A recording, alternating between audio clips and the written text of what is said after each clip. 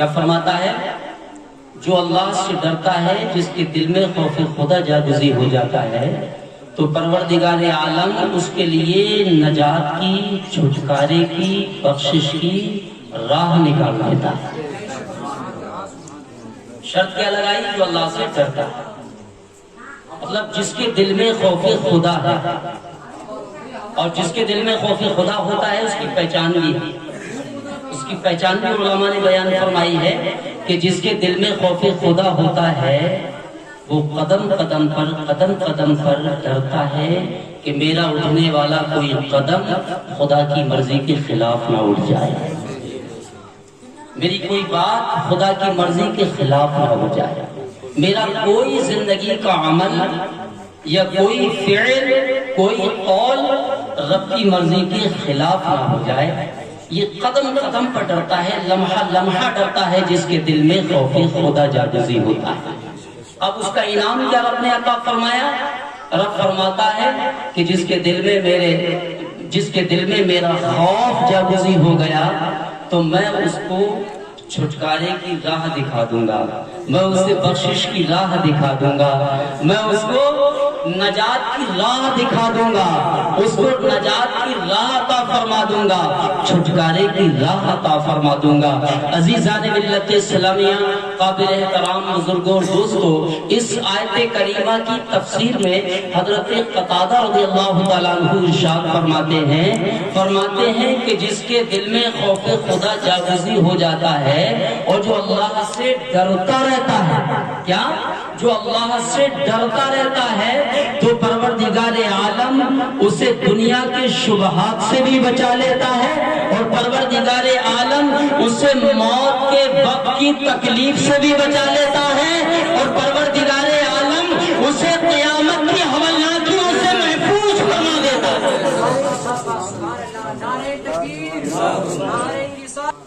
اب دیکھیں آپ، اس کی تفسیر میں بیان فرمایا کہ اس کے 3 انعام، دنیا کے شبہات سے بھی اسے بچا لیتا ہے، موت کے وقت کی جو بے چینی ہوتی ہے، جو تکلیف ہوتی ہے، جو پریشانی ہوتی ہے، کیسی پریشانی؟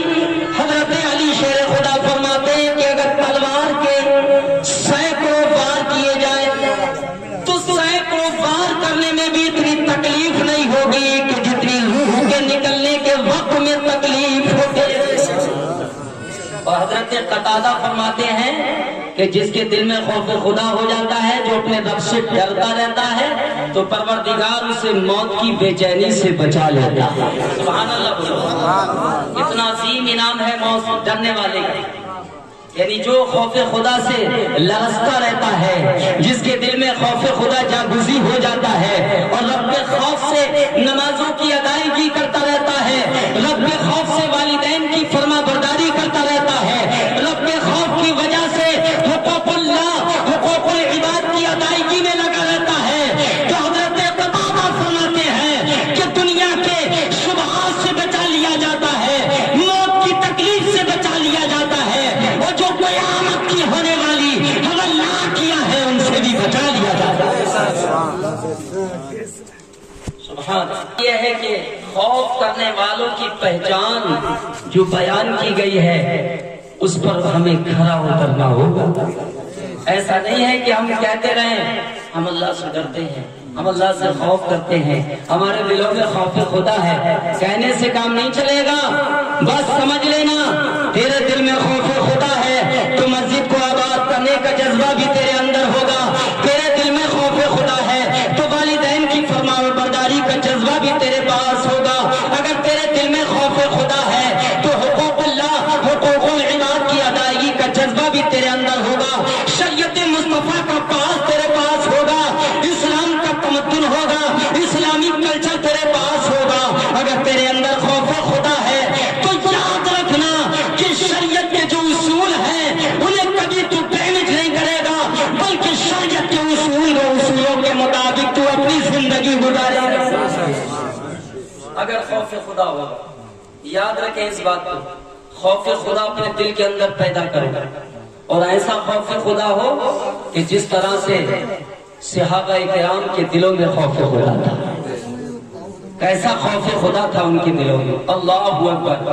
کیونکہ جس کے دل میں خوف ہوتا ہے نا رب کا، وہ برائیوں سے بچتا ہے، وہ برائیوں سے بچتا ہے اور نیکیوں کی طرف وہ راغب رہتا ہے. حضرات حدیث پاک میں فرمایا گیا کہ اللہ رب العزت جل جلالہ و عم نوالہ نے انسان کے اوپر دو طرح کے حقوق عائد کیے ہیں.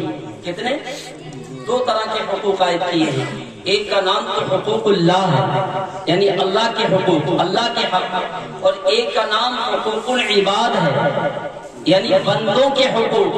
سمجھ رہے نہیں آپ؟ لیکن یاد رکھیں آپ، حقوق اللہ میں سب سے زیادہ اہمیت اور فضیلت حاصل ہے کس کو؟ تمام فرائضوں میں افضل فرض نماز ہے. یہ حقوق اللہ میں سب سے زیادہ اسلام نے اس کو اہمیت دی ہے. کس کو؟ نماز کو. اور حقوق العباد میں سب سے زیادہ اہمیت اسلام نے اگر کسی کو عطا فرمائی ہے تو وہ حسن اخلاق ہے، وہ اچھا اخلاق ہے. ان دونوں کو بڑی اسلام نے اہمیت عطا فرمائی ہے. حقوق اللہ میں سب سے افضل نماز. لیکن یاد رکھنا، ایک بات میری یاد رکھنا، نماز ہو، چاہے روزہ ہو، چاہے حج ہو، چاہے زکوٰۃ ہو، یا اس کے علاوہ اور اعمال صالحہ ہوں، وہ نجات کا ذریعہ تو بن سکتے ہیں مگر مدار نجات نہیں بن سکتے. وہ صرف نجات کا ذریعہ ہیں. وہ لوگ بے وقوف ہیں جو نماز کو مدار نجات سمجھتے ہیں. ہم مدار نجات نہیں سمجھتے، ہم ذریعہ نجات سمجھتے ہیں. ہم نماز کو نجات کا ذریعہ سمجھتے ہیں، لیکن جو مدار نجات ہے وہ یقیناً محبت مصطفیٰ ہے. کیونکہ جس کے دل میں محبت مصطفیٰ نہیں ہے، اس کی نماز کوئی نماز نہیں ہے، اس کا روزہ کوئی روزہ نہیں ہے، اس کی زکوٰۃ کوئی زکوٰۃ نہیں ہے، اس کا حج کوئی حج نہیں ہے. اسلام نے ان تمام اعمال صالحہ کو نجات کا ذریعہ تو بتایا ہے مگر مدار نجات نہیں بتایا. صرف نجات موقوف اس پر نہیں ہے. عزیزان ملت اسلامیہ، قابل احترام بزرگوں، دوستوں، آج ہماری زندگی کا طور طریقہ بدل گیا. اسلامی کلچر ہمارے پاس نہیں، اسلامی تمدن ہمارے پاس نہیں، اسلامی وضع ہمارے پاس نہیں، وضع قطع ہمارے پاس اسلامی نہیں ہے. آج ہمارے پاس بچا کیا ہے؟ مسلمان روتا ہے، مسلمان چیختا ہے، عذاب الہی آ گیا، عذاب الہی آ گیا.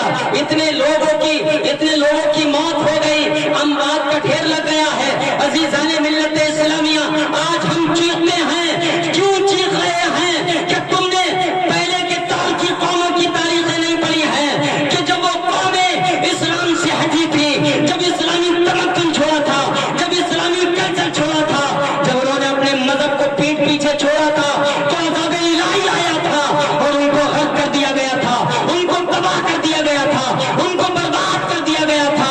نبی فرماتے ہیں تم تو عذاب کی بات کر رہے ہو، تم تو بیماری کی بات کر رہے ہو. نبی فرماتے ہیں کہ جب قوموں کے اندر سود عام ہو جائے گا، جب قوموں کے اندر زنا عام ہو جائے گا، جب قوم کے اندر برائیاں عام ہو جائیں گی تو انتظار کرنے کی ضرورت نہیں ہے، عذاب الہی آ چکا ہوگا، پروردگار عالم کی جانب سے عذاب آ چکا ہوگا.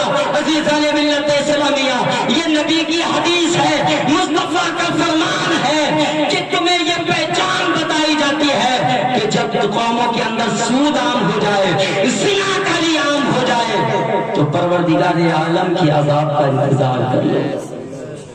عذاب آنے والا ہے، کس وقت آ جائے عذاب کوئی پتہ نہیں. آج ہم دیکھ رہے ہیں ہمارا حال کیا ہے. اتفاق مسلمان کے اندر نہیں، خلوص مسلمان کے اندر نہیں، اخلاق مسلمان کے اندر نہیں، نمازوں کی پابندی مسلمان کے اندر نہیں، تواضع مسلمان کے اندر نہیں، عاجزی مسلمان کے اندر نہیں، انکساری مسلمان کے اندر نہیں. آج یہ تمام چیزیں ہم سے رخصت ہو چکی ہے.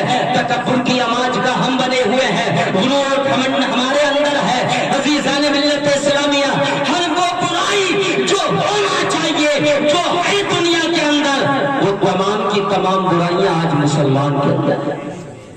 کبھی ہم نے اپنی زندگی کا محاسبہ کیا ہے؟ یہی باتیں میں تھوڑی کڑوی باتیں کروں گا، زیادہ آپ کو خوش کرنے کی کوشش نہیں کروں گا. سمجھ رہے نہیں آپ؟ تھوڑی سی کڑوی باتیں ہیں، ان کا ہاضمہ کر لیں آپ، انشاءاللہ کبھی نہ کبھی آپ کو کام ضرور دیں گے.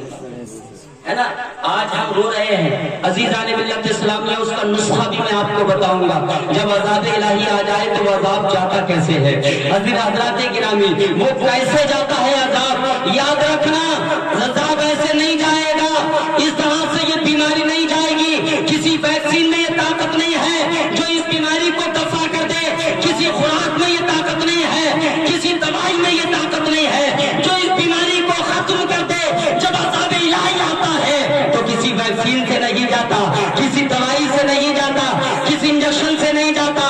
وہ کیسے جاتا ہے حضرت یونس علیہ السلام کی قوم پر جب عذاب آیا تھا, عذاب کی بدلیاں آنا شروع ہوئی تھی. چاروں طرف سے بدلیوں نے گھیر لیا تھا, اندھیرا ہی اندھیرا چھا گیا تھا. اس قوم نے فیصلہ کیا. حضرت یونس علیہ السلام نے جو کہا تھا وہ بالکل صحیح کہا تھا. حضرت یونس تو بستی سے تشریف لے گئے, مگر اس بستی نے بہت جلدی فیصلہ کر لیا. اور فیصلہ کتنا اچھا کیا, اپنی بستی سے نکلے, تمام جوان بھی نکلے, بچے بھی نکلے, بوڑھے بھی نکلے, اپنے جانوروں کو لے کر باہر نکلے. ایک میدان میں پہنچے اور میدان میں جانے کے بعد رب کی بارگاہ میں گڑگڑانے لگے, توبہ کرنے لگے, اپنے گناہوں کی معافی مانگنے لگے. اے پروردگار ہم نے خطا کی ہے, مولا ہم نے گناہ کیا ہے, مولا ہم نے بدکاری کی ہے. اے مولا کبھی زندگی میں گناہ نہیں کریں گے, کبھی زندگی میں تیرے نبی کی بات کو رد نہیں کریں گے, نہیں ٹھکرائیں گے. مولا تو ہمیں معاف فرما دے. پوری دنیا کی تاریخ میں یہ پہلا واقعہ تھا. عذاب الہی آتا ہے تو کبھی واپس نہیں جاتا, مگر حضرت یونس کی قوم پر جب عذاب آیا تھا اور اس قوم نے جب رب کی بارگاہ میں رو کر گڑ گڑایا تھا اور جب توبہ کی تھی تو تاریخ شاہد ہے پروردگار نے عذاب کو ٹال دیا.